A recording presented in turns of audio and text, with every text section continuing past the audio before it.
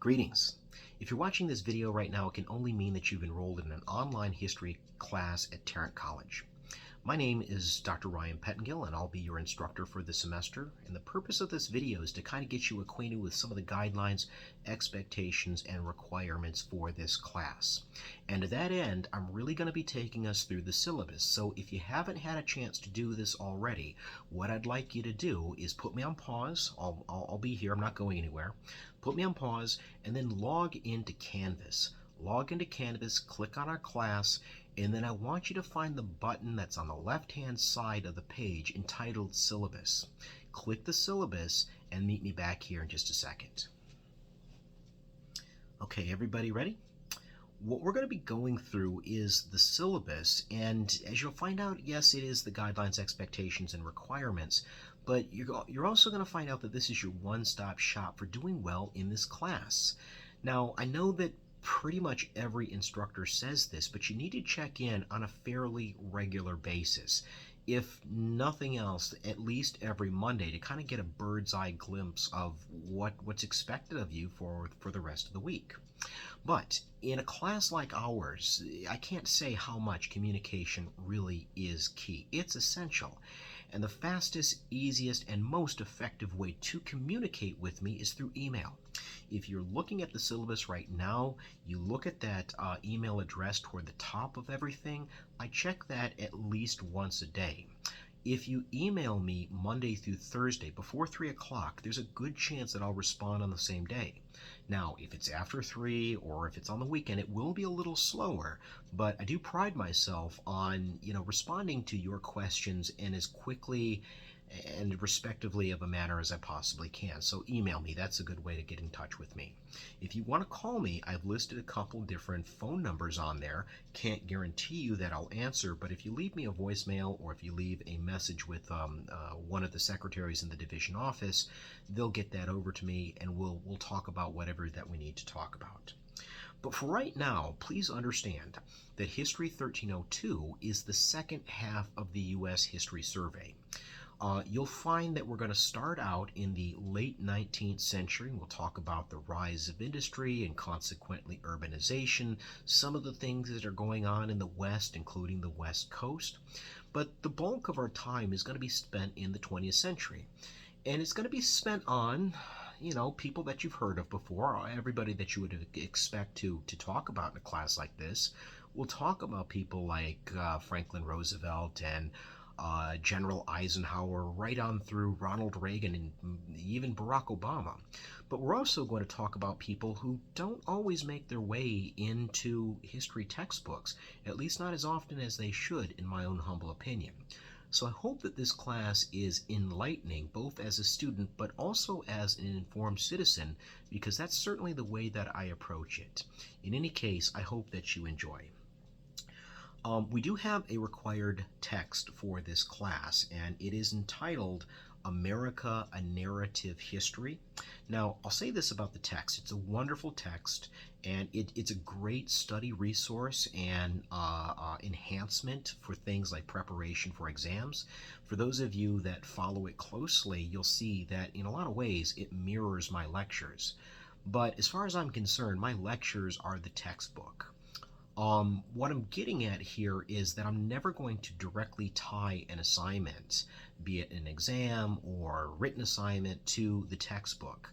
Everything that you need from a reading standpoint that is assigned to an actual paper or quiz or an exam, I've preloaded those in Canvas, and I'll show you how to access those here in just a minute.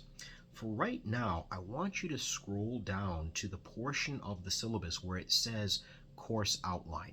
This really does need to be your one-stop shop for staying on top of things throughout the course of the semester.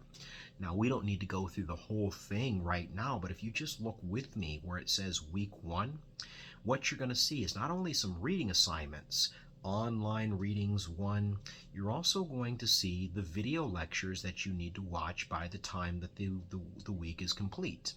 Now, again, don't worry about where you go to find these things. I'm going to show you where the readings are as well as where my lectures are. But for right now, you can see that we've got a quiz that's due and you can see its due date. You also can see that we've got a discussion forum that's due a little bit later on. And of course, I'll talk about what those assignments are and best practices when it comes to completing them.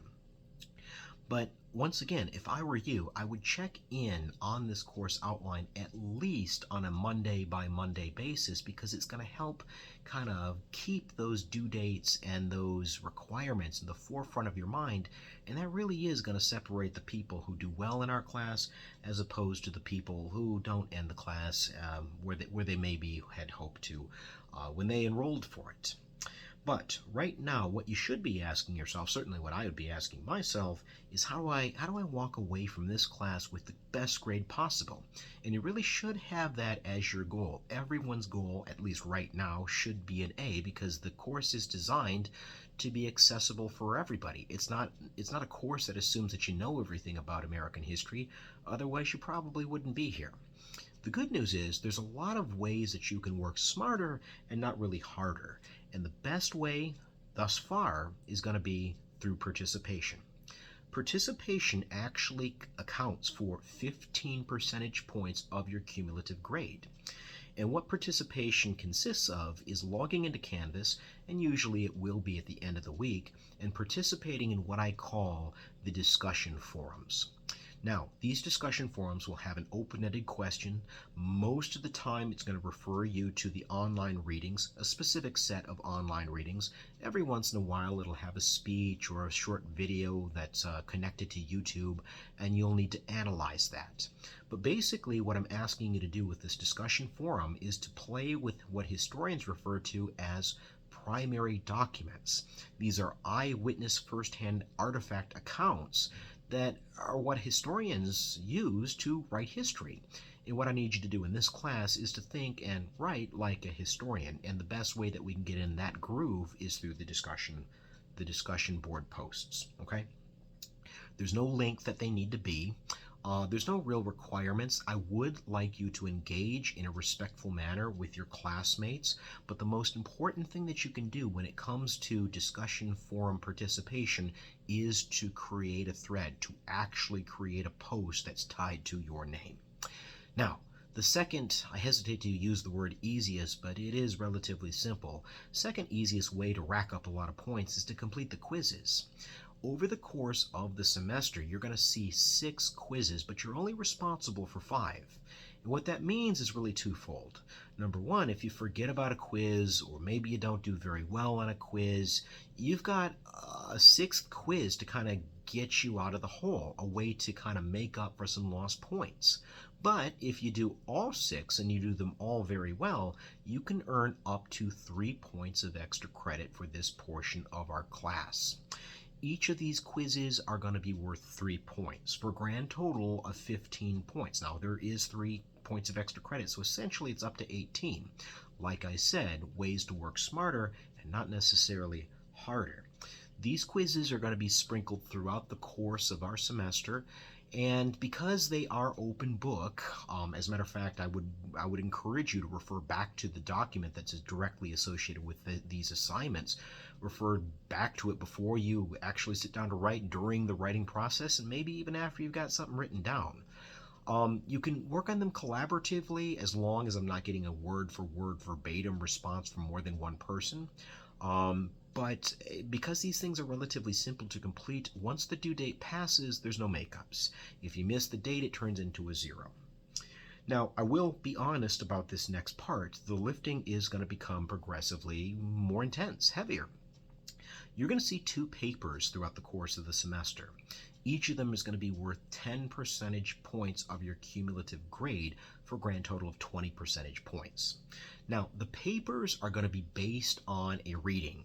And the paper 1 is going to be based on the reading of The Jungle by Upton Sinclair. So that's one of the most important things that you can do, is start reading The Jungle right now. The other is going to be based on a book by Richard Wright entitled Black Boy. Now, I'm not going to throw you to the wolves and, just expect you to plow through these things and answer the question that is in the assignments button of Canvas as we speak, there are some video resources that will not only take you to important passages for each one of those books, but they will tie important issues, concepts, events, individuals, and ideas to the central question, and it'll help you make some sense out of all of this. So paper 1, paper 2, collectively worth 20% of your cumulative grade. Now, aside from the papers, there is one midterm exam and there is one final exam. Both of the exams are worth 25 points apiece for a grand total of 50 percentage points for the exams. So as you can see, it's a 100-point scale. Okay, nothing complex, nothing complicated. It's out of 100 points, and if you scroll down a little bit further in the syllabus, you'll see my grading scale. Now, of course, I do round up. If I have somebody that's got an 89.59762, of course I round it up to a 90 and I award the A. But please do not assume that close enough is good enough. It's not a super strict scale, but you know, if you end the course with an 84, don't be surprised when a B shows up on your transcripts. Okay. Now, a little bit of this is going to be repeat, but for the good of the order, there really isn't any late work that's accepted. Once a quiz date passes, once a discussion forum due date passes, it turns into a 0. Now, I will accept a late paper, but keep in mind there is a penalty that's associated with a paper being late. And so if you know that the due date for paper 2, for example, is going to be a problem, come talk to me or send me an email. I can't promise you an extension, but I can promise that I'll hear you out. If you happen to miss one or both of the exams, and you do have an excused reason for that, the onus is on you to find a time where you can make that exam up so that you can complete the class. Now, just so we're very clear on this, there's not one assignment that I've just gone through with you, not one that's going to require you to go anywhere.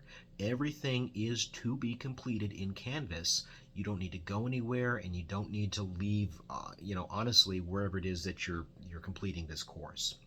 Now, there is some more to the syllabus. There's some drop dates. There's a section that I want you to make sure that you understand involving academic honesty and the consequences for things like plagiarism. But I'm basically going to leave this up to you to read on your own. What I am going to do is take you through ways that you can be successful in this class specifically, but if you apply some of the principles and concepts, college generally speaking, especially in an online fashion.